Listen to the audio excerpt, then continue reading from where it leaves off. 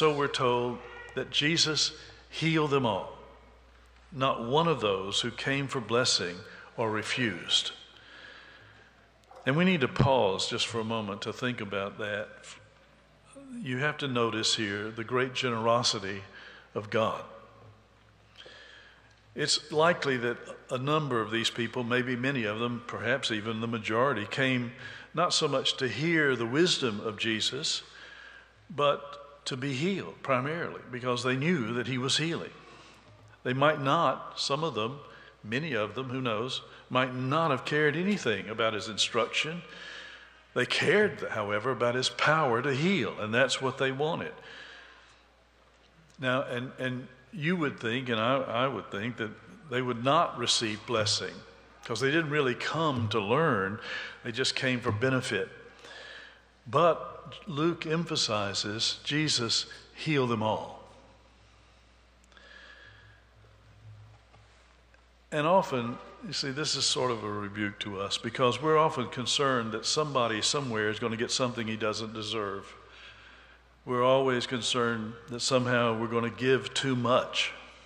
And when we do, somebody's going to get a blessing that maybe they shouldn't have gotten in the first place.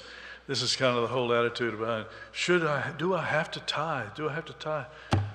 No, you can give far much more. That's the point. You don't have to tithe. That's the minimum. But you see, if you're always concerned about giving too much, you have this spirit.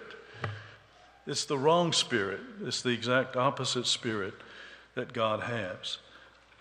What you see here is the great generosity of God.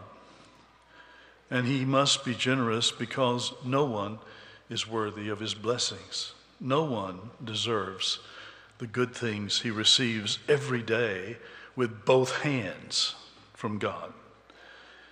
God never is concerned that he's going to give too much, more than is required. That's the way we are. We can't stand the thought of giving so much away. But God is not that way.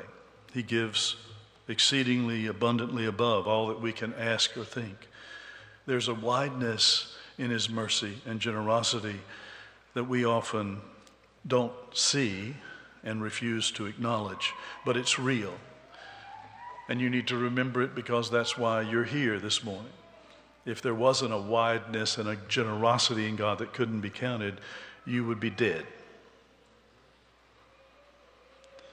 But you're alive and you prosper because he's generous and doesn't